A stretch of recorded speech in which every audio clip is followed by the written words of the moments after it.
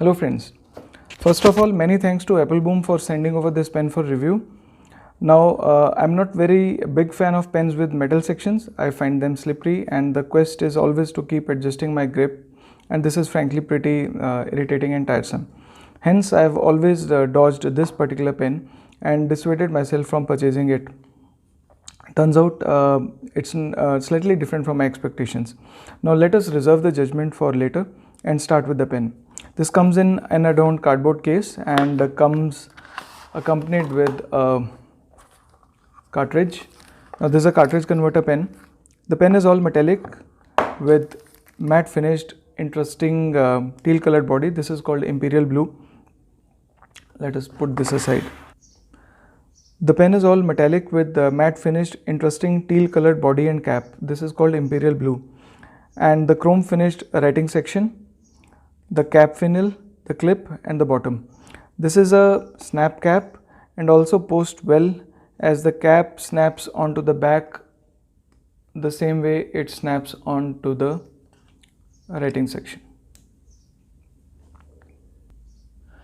Now this clip has an interesting twist and the bottom is shaped like a keel, which in my opinion is better than the ball or a club shaped clip bottom profiles, but it's very sharp and I would be pretty careful in lifting a child in my left arm with this in my pocket. It can tear through the skin.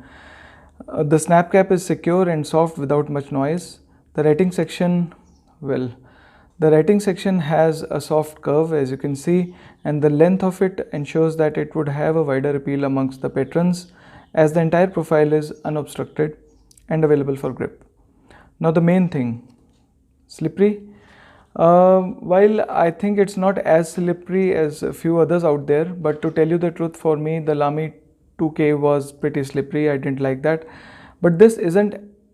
This isn't as secure to hold as the Faber-Castell Loom, which probably is the only metallic writing section that is up to my liking. The low profile flange at the bottom, as you can see, this secures onto the round rubber ledge inside this cap to complement together as a snap mechanism. The nib is steel, the same as Lamy Safari, and this one is fine. The feet and the nib both are the same as that of a Lamy Safari.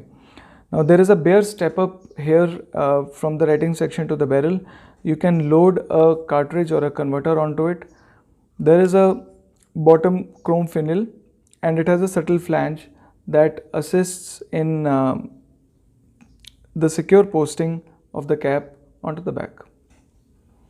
This posting makes overall writing experience of this pen a tad better, as posting the cap on this seems to take away a bit of the effort while writing, and you can see that there is a gap between the barrel and the cap here, and this will make sure that the ends of this cap won't scratch the barrel while you're posting this. So the overall branding on this pen is just there, Lamy, in the white hue there. The weight of the pen seems to be pretty decent. I think it's close to about 35 to 40 grams. Let's just check it out. This is around 32 grams and the cap itself is around 9.5. So yeah, it's a comfortable 22 grams to hold the pen, and posted it will be around 32 grams. Size comparison, I'll put it alongside Parker 51 for comparison, and this is unposted, uncapped, and the size is almost comparable to that.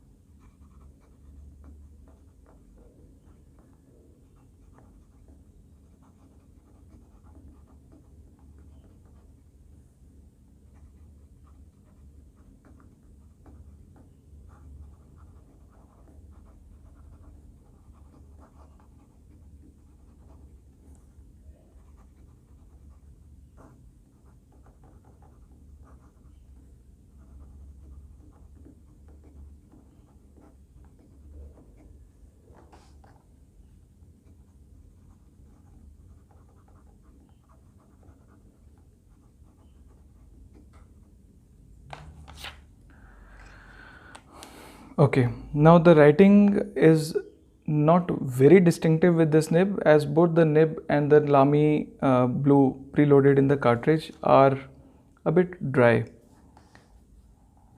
but I am pretty sure that I can tune this to my liking. So my overall take, I feel Lamy makes some powerful design statements which are on the surface pretty subtle, but in entirety make the churned out product a timeless classic, and Studio is one such product, but just not perfectly cut out from me. Would I spend about 52 euros on this? Likely not. But having said that, this choice is not based upon the merits or demerits of the whole product. Just that first, Lamy steel nib ain't the perfect joy for me to write with, untuned that is. Maybe I can work my way towards a pleasant journey with them after I've tuned them. And second, this writing section leaves me still desirous for a stable frictional grip while writing. With that, I'd again say my thanks to dear used Applebaum for your kind support in lending the pen for review. And people stay safe, and I'll see you next time.